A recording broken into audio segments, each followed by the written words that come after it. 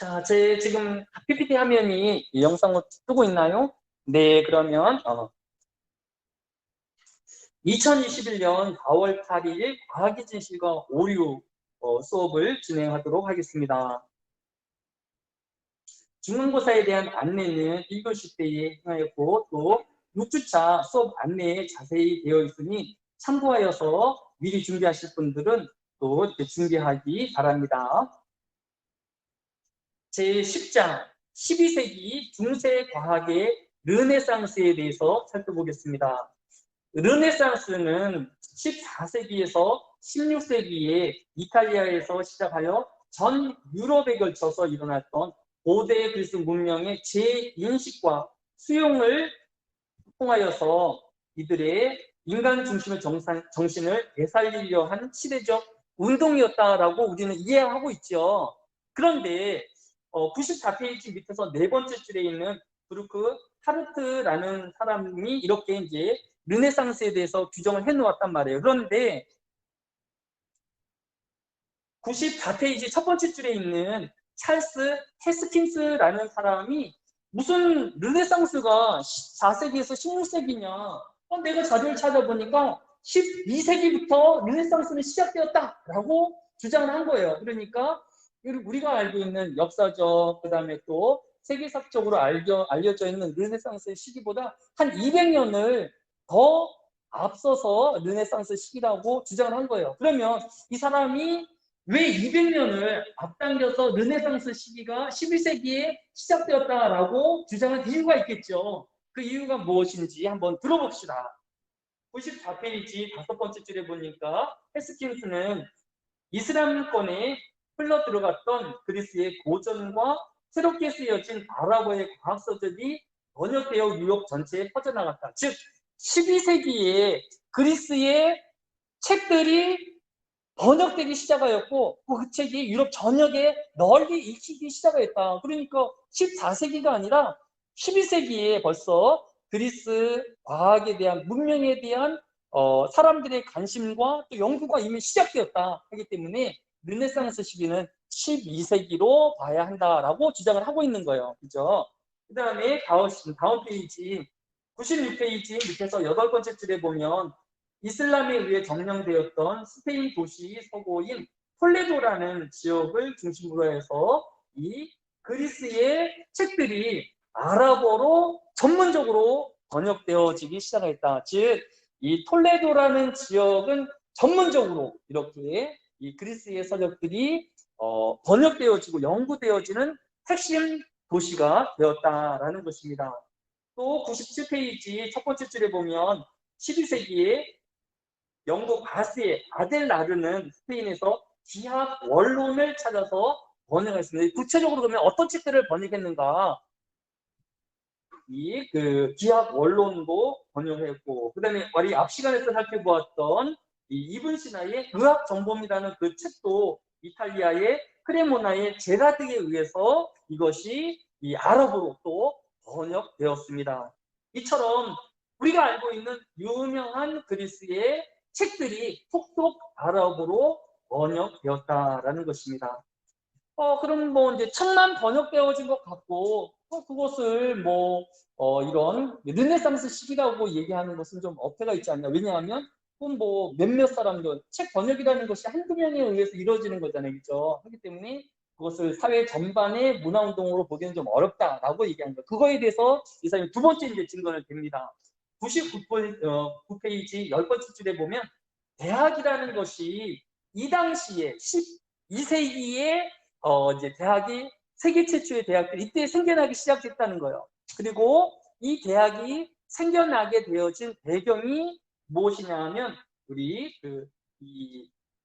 그리스의 책들을 번역하고 연구하기 위해서 사람들이 모여서 한 것이 대학의 시초가 되었다는 거죠. 하기 때문에 이 대학의 발달과 또 대학이 발생되어진 사회 현상을 보았을 때에 르네상스 시기를 12세기로 보는 것이 맞다라고 주장을 하는 것이죠.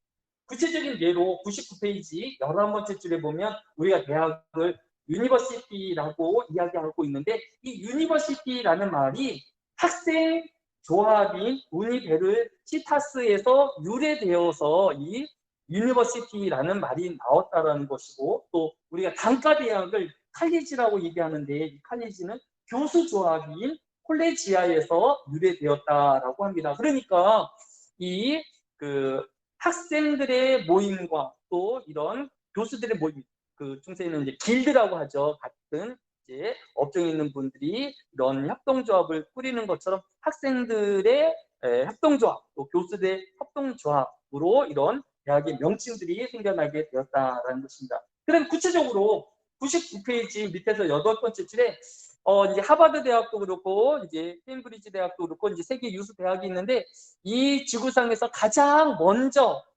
설립된 대학은 우리가 일반적으로 이탈리아에 있는 볼리뉴 대학이 세계 최초의 대학이라고 불리우고 있어요. 그 대학이 언제 만들어졌냐면 1088년에 만들어졌어요. 이 대학이 만들어진 이유가 뭐냐? 바로 이 그리스의 책들을 혼자 번역하기 힘들잖아요. 고전이니까. 그러면 그것을 여러 사람들이 함께 모여서 연구하고 또 나누어서 그 번역도 하고 연구도 하는 그런 모임들이 이렇게 볼리뉴 대학으로 또 여러 대학으로 발전되었다라는 증거를 제시하고 있는 것을 볼 수 있습니다.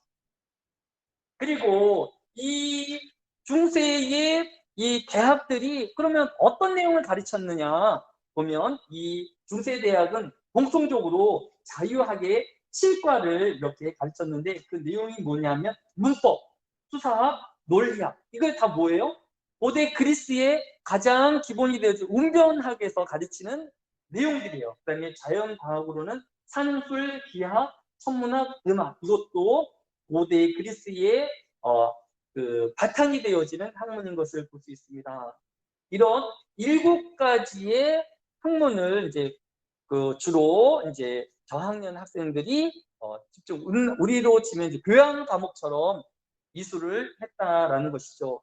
이 자유학의 7과라는 것을 유래되어진 것은 로마 시대에 가로라는 사람이 여러 이제 학문들이 있는데, 이 학문들을 좀 체계적으로 정리할 필요가 있다 해가지고 정리한 책이 학문 분과를 다룬 9권의 책이라는 책으로 해서 모든 이제 여러 학문들을 9가지 부류로 이렇게 분류를 해놨어요. 그 중에서 의학하고 건축학을 떼낸 나머지가 바로 이 자유학의 7과라고 해서 중세의 모든 대학이 공통적으로 이 과목들을 가르친 것을 볼 수 있습니다. 결론적으로 이 교재의 저자는 우리 9장과 10장을 통하여서 과학은 끊임없는 과학자들의 연구와 탐구가 있었기에 오늘날에 이런 과학이 발전되어질 수 있었다라고 강조하고 있는 것을 볼 수 있습니다. 9장에서는 이렇게 학문하는 사람들이 이 종교 중심의 시대에서 쫓겨나서 시리아로 도피하고, 또 시리아에서도 쫓겨나서 페르시아로 가고, 이 페르시아에서 이 아랍의 발달과 또 융성함으로 인해서 과학이 발달되어져 왔던 것처럼 끊임없이 이런 과학은 중단 없는 발전을 이루어갔다라는 것입니다. 그러면서 이 책의 저자가 이야기하고 있는 것은, 우리는 이제 중세를 암흑기라고 생각하잖아요. 그죠? 인류 문명이 늘 발달하고 성장하였는데, 이 중세 1000년 동안에는 꼭 그렇게 뜻깊은 일들이 없어서 이렇게 인류가 이렇게 잠들어 있는 시기가 참 아깝다라고 하는데, 이 저자는 이 중세는 잠들어 있는 시기, 또 인류가 게으른 시기가 아니었다는 거죠. 중세에도 그 시대의 발전과 또 기여를 했다라고 이제 이야기를 하고 있습니다. 이 이야기는 여러분한테도 똑같이 적용할 수 있습니다. 때때로 우리가 살다 보면 어떤 문제를 봉착해서 조금 힘들 때가 있잖아요. 그죠? 그래서 가끔 생각하기를 나한테 이런 부분들은 좀 빼버렸으면 좋겠다, 지워버렸으면 좋겠다, 없었으면 좋겠다라는 시기가 있잖아요. 그죠? 그런데 이 책의 저자는 그러한 암흑기, 또 그러한 어둠과 문제를 가졌던 그 시기들도 결국은 그 사람을 발전시키고 성장시키는 한 부분이었다라고 생각을 하는 거죠. 중세가 인류의 발달과 과학의 발달에도 기여한 것처럼 저는 가끔씩 우리 인생을 이제 모자이크 모자이크로 비유를 하곤 하는데, 이 모자이크는 좀 이쁜 조각들이 많이 있잖아요. 그런데 그 조각들 중에는 그냥 까만 아무 색깔이 없는 조각들도 있잖아요. 그죠?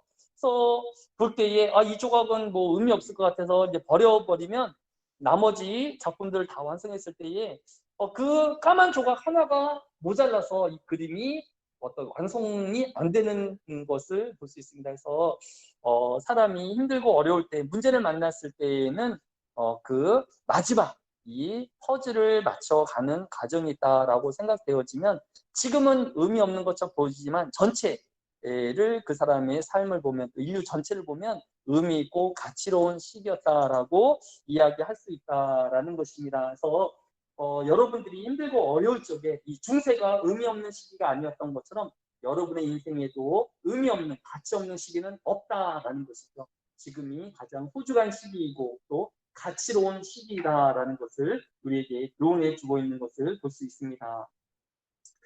자, 이제 우리 두 번째 시간 이제 워크숍을 할 내용은 이 폭력의 대물림에 대해서 워크숍을 하려고 합니다. 이 폭력의 대물림이라는 것은 2021년 4월 6일, 즉 엊그저께 신문에 난 기사예요. 이 기사에 의하면 올해 2월 8일 날 우리 사회를 가장 떠들썩하게 했던 10살 서연이의 죽음에 대한, 여러분이 이제 이 TV 수첩이나 여러 보도를 통해서 보았을 것입니다. 이걸 보면 이모가 자신의 조카를 학대를 했어요. 그래가지고 그 아이의 치아가 뱃속에서 위에서 발견되어진 거예요. 그러니까 애를 못 때리고 했는데 이 아이가 미처 그걸 뱉어내지 못하고 삼킨 거예요. 그거에 그냥 그대로 위에서 발견되어지고 온몸이 멍들고 욕조에 이렇게 잠그고 해서 그 아이가 이제 죽은 것을, 이제 사회 문제가 되어진 것을 볼 수 있습니다. 그런데 문제는 뭐냐 하면 이 이모가 자기 조카를 죽이고 싶었지 않을 거잖아요. 나중에 이야기는 자기는 전혀 그럴 마음이 없었다는 거예요. 조카를 사랑하고 이뻐하고 잘 되라고 한 건데 자기가 이런 일을 저지른 것이 자기도 믿기지 않는다는 거예요. 근데 나중에 조사를 해보니까 이 이모가 군산의 논두렁 살인 사건 범인의 딸이었어요. 그러니까 이 자기의 새 아버지가 이제 자기의 엄마를 이제 이렇게 학대하고는 이제 살해해서 논두렁에 버린 것을 이제 보고 배운 거죠.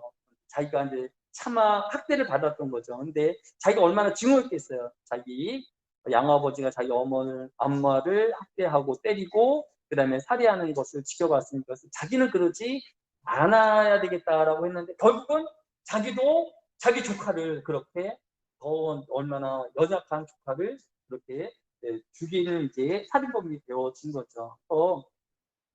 이번 시간에 할 것은 우리 인간은 숙명론 또는 운명론적인 존재인가, 즉 환경이 지배를 당하여서 그런 환경에서 그런 삶을 살아갈 수밖에 없는 존재인지, 또는 자유의지론, 환경은 그러하지만 인간의 의지로 그런 환경을 극복할 수 있고 또 나은 자신을 만들 수 있다라고 하는 자유의지론이 더 부합되어지는 존재인지, 우리가 이 두 부분에 대해서 토론을 하려고 합니다. 여러분들이 혹시 그 조커라는 영화를 혹시 본 분 있습니까? 혹시 조커 영화 본 사람 있나요? 많이 봤네. 이 조커는 그 양 엄마 밑에서 자랐는데, 이 양 엄마가 약간 이제 망상 장애증에 걸리는 분이었어요. 그래서 나중에 이제 자기의 엄마가 이제 양 엄마인 건 알고 자신의 이제 친엄마를 찾은 거예요. 그런데 친엄마를 찾아보니까 이 친엄마가 자신을 학대했던 기억이 이제 떠올리는 거야. 그리고 친엄마뿐만 아니라 친엄마의 남자친구인 자기의 양아버지가 또 자신을 학대한 기억들이 이제 떠오르기 시작한 거예요. 그러면서 그가 자신의 엄마를 죽이고 자신의 이웃인 미혼모를 죽이고 자신의 직장 동료를 죽이는 이러한 일을 이제 저지르게 되어지는 비극적인 일인데, 그래서 이 조커는 그러한 불우한 환경에서 자라기 때문에 그런 범죄자가 되어줄 수밖에 없었다. 환경이 인간을 지배한다라는 그런 배경을 가지고 있는 것이 바로 이 조커라는 영화입니다. 여러분이 이제 이번 시간에 할 워크숍은 폭력의 대물림에 대한 합리적 논쟁인데 아까 설명드렸던 것처럼 이제 서연이 학생이 이제 살해를 당하거나 쇼커가 또 자기의 친엄마와 또 주변의 이웃들, 직장 동료를 죽인 것은 그런 어렸을 때의 학대를 받았기 때문에 자신도 모르게 폭력적인 성향으로 변해졌다라는 것인데, 제가 여러분한테 소개하기를 저는 이제 천안 지역에 이제 그 소외받는 계층들 이제 이런 그 다문화 가정의 아이들이라든지 장애 그 형제를 둔 아이들이라든지 그다음에 중도 탈락 위에 있는 청소년들을 위한 이런 일들을 우리 동료 교수님들하고 하고 있는데 이게 이제 재원이 이제 한국연구재단에서 나오는데 이제 이것 말고도 이제 사업을 하는데 이거는 이제 재원이 없는 거예요. 그때 지금 화면에 있는 이분이 저희한테 100만 원을 기여를 해서 한 적이 있는데 이 이태훈 머리앤코 글로벌 한의원 이제 이 원장님도 어렸을 때 2살 때부터 이제 그 부모님으로부터 이제 양 부모님에게 이제 입양이 되어가지고 한 10년 동안을 가정학대를 받으면서 컸어요. 그러면 이 사람도 어떻게 돼야 돼요? 폭력적이 되어져야 하고 반사회적인 인물이 되어야 하는데 이 사람은 신앙을 가졌어요.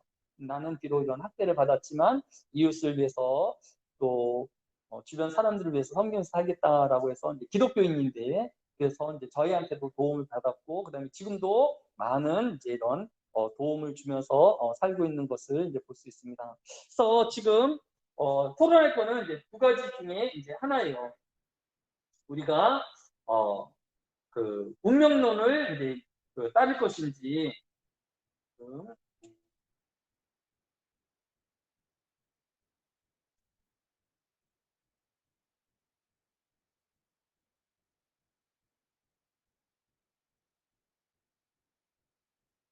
화면이 좀 작게 나오는데 여기 화면에 보면 제목에다가는 6주차 이제 워크숍의 제목에다가는 자기 학번하고 이름을 쓰고 두 가지 중에 하나를 고르면 돼요.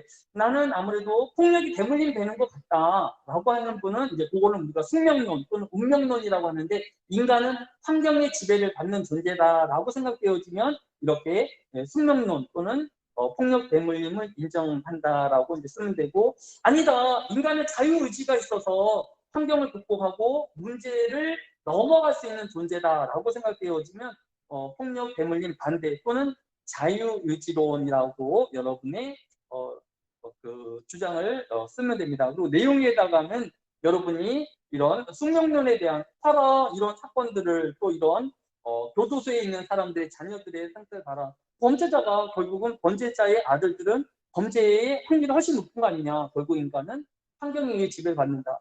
왜 사람들이 강남 8학군에 모여 사냐. 땅값도 비싸고 한데 그렇게 아이들을 교육하는 분위기 또 경쟁하는 분위기에 넣어야 서울대를 가고 뭐 또 좋은 대학을 가기 때문에 그렇게 8학군에 있는 게 아니냐. 결국은 인간은 환경의 지배를 받는 존재이다. 라고 생각되어지면 여러분이 그 숙명론이라고 쓰고 아니다. 뭐 신문 기사를 보면 이런 이 사람들이라든지 어떤 학자의 이론에 의하면 인간은 충분히 자기 의지로 환경을 넘어설 수 있는 존재다라고 생각되어지면 자유의지론을 쓰고 이제 내용에다가 그런 자신의 주장을 뒷받침할 수 있는 신문 기사 아니면 또 어떤 학자의 이론 이런 것 아니면 또 주변의 경험들 내 주변에 환경이 어려운 학생이 있는 친구가 있는데 그 친구는 그런 환경에도 불구하고 나한테 정말 좋은 친구이다라고 자기 경험을 이야기할 수도 있는 거죠. 그 다음에 자기 생각을 한두 줄로 이렇게 남기면 됩니다. 자, 지금부터 시간은 8분 드리겠습니다. 8분 동안 자신의 그 게시물에다가 학번 이름, 그 다음에 숙명론을 쫓는 자인지 아니면 자유의지론을 쫓는지 쓰고 내용에다가 그 주장을 뒷받침할 수 있는 신문기사 아니면 어떤 학자의 이론 아니면 자기 주변의 경험들을 쓰면 되고 자신의 생각 이렇게 한두 줄로 남기면 됩니다. 자, 지금부터 네, 들리시나요?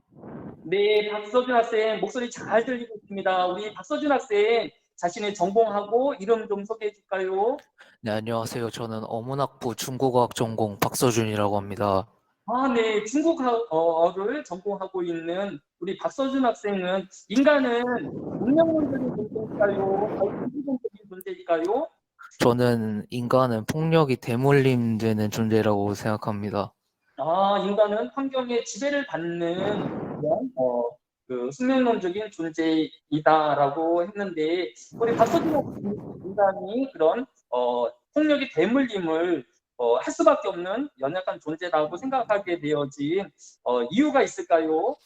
네, 최근에 그 납치나 피살 사건이 일어날 때마다 그런 사이코패스나 소시오패스라는 개념이 주목받고 있는데 이들의 특징을 보면 다른 사람의 권리는 무시하면서 자신의 이익과 쾌락을 추구하는 그런 성향이 있는데 이런 소시오패스는 반사회적 인격 장애 중에 하나로서 그 인격 장애는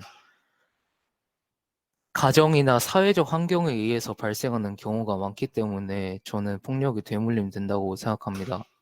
아, 네. 요번에 얼마 전에 이제 운동선수가 이제 그 후배들을 또 동료들을 이렇게 폭행한 흔적이 나와서 문제가 됐는데 나중에 보니까 아니 이 사람들도 또 자기 후배들을 폭력으로 대했던 그런 경력이 나와서 이 사람이 또 본인이 또 입장이 난처해진 그런 상황도 보았습니다. 결국 자신이 그렇게 피해를 당한 피해자이면서 결국은 또 다시 가해자가 되어지는 것을 보면 인간은 이런 자신의 환경과 또 이런 피해를 또 재생산하는 그런 존재에 가까운 존재다라고 보는 것이 좀 더 우리가 현실성 있는 뭐 이상주의적이고 뭐 그런 거는 정말 천에 하나 만에 하나고 대부분의 인간은 그렇게 이런 환경과 또 이런 자라온 배경에 지배를 받을 수밖에 없는 존재인 것 같다라고 우리 박서준 학생은 이야기를 하고 있습니다. 우리 박서준 학생 우리 잘 정리해 줬습니다. 우리 박서준 학생에게도 박수하겠습니다. 우리 마지막으로 성민영 학생 우리 마이크 좀 켜주세요. 네. 발표 시작해도 될까요? 네, 우리 성민영 학생 목소리 되게 이렇게 남성스럽고 좋은데 우리 전공하고 자기 이름 한 번 더 소개해 줄까요? 안녕하세요. 저는 관광학부를 다니고 있는 2021-2249 성민영입니다. 저는 아, 네, 경찰학부, 어문학부, 중국어, 그다음에 이제 우리 관광학부에 이제 성민 학생 다양한 과가 있으니까 서로 다른 전공의 다양한 우리 학생들의 발표를 들을 수 있어서 너무 좋은 것 같아요. 우리 선민영 학생이 생각하는 인간은 숙명론적인 존재일까요? 자유의지론적인 존재일까요? 저는 인간이 자유의지를 갖고 살아가는 존재라고 생각합니다. 아, 인간은 환경을 지배하고 또 환경을 개척해 나가는 존재라고 보는 것이 마땅하다라고 우리 성민이 학생이 이야기를 했는데 성민이 학생이 그런 이제 주장을 하게 되어진 배경이나 또 어떤 근거가 있을까요? 네. 저는 그 전체 설문조사 중에서 가정폭력에 대한 설문조사 중 89%가 가정폭력을 대물림한 것으로 나타났다라는 기사를 보았는데요. 이 기사를 보면은 무려 89%나 되는 높은 수치가 가정폭력을 대물림했다고 나타나 있습니다. 하지만 저는 이 대물림이라는 것은 폭력적인 유전자를 전달하는 것이 아니라 폭력적인 성향을 지닐 수 있게 만드는 환경을 조성하는 것이라고 생각하는데요. 앞서 홍유진 발표자님께서 발표하셨던 알프레드 아들러의 의견 중에서는 인간은 원인인 환경에 의해 결정되는 수동적인 존재가 아니라고 하였습니다. 저는 그러니까 이 가정폭력은 폭력적인 유전자를 전달하여 사람을 무조건 폭력적인 사람으로 만드는 것이 아니라 폭력적인 사람이 될 수 있도록 만드는 환경을 조성하는 것이라고 생각합니다. 그래서 또 저는 제 친구가 센터에서 지냈던 친구가 하나 있습니다. 어릴 아, 이제 적에 샤워 선생님들이 시간마다 끌려가서 맞고 여러분들한테 등교하다가도 뒷골목에 불러가서 센터 형들에게 맞고 이렇게 지냈던 친구가 하나 있는데 지금은 저와 제일 잘 지내는 베스트 프렌드고 학교도 잘 다니고 있고 이제는 유튜브도 하고 있는 친구거든요. 저는 네, 그런 살아있는 희망을 보면서 이 폭력의 대물림이라는 것은 아니고 인간은 자유의지를 갖고 있기 때문에 그것을 끊을 수 있다고 생각합니다. 아, 네. 실질적으로 내 친구가 정말 이런 그런 의론들에 의하면 범죄자가 되어지고 또 나쁜 친구가 되어야 되는데 나한테 더 없는 좋은 친구인 거 보면 그런 환경 가운데서도 인간이 스스로 절제할 수 있고 또 자기 관리할 수 있다라고 하면 얼마든지 환경을 변화시킬 수 있는 존재다라고 우리 선민이 학생은 이제 생각하고 또 자신도 새로운 운명을 내가 개척해 나가겠다. 라는 이제 생각을 가지고 있는 것 같아요. 우리 성민이 학생은 이제 관광학부인데 나중에 졸업하고 나서 또 희망이라든지 뭐 장래 희망 같은 것이 혹시 있을까요? 저는 호텔 경영과를 재학하고 있고요. 그래서 꿈도 네. 호텔리어입니다. 네, 네. 나중에 우리 이제 미래 산업은 관광과 또 이런 서비스 문화가 많은 각광이 받는 시대인데 멋있는 이런 호텔리어로서 또 많은 사람들에게 기쁨을 또 편안한 여유를 제공하는 그런 전문인이 되어질 그런 희망을 가지고 있는 것 같습니다. 이제 마지막으로 우리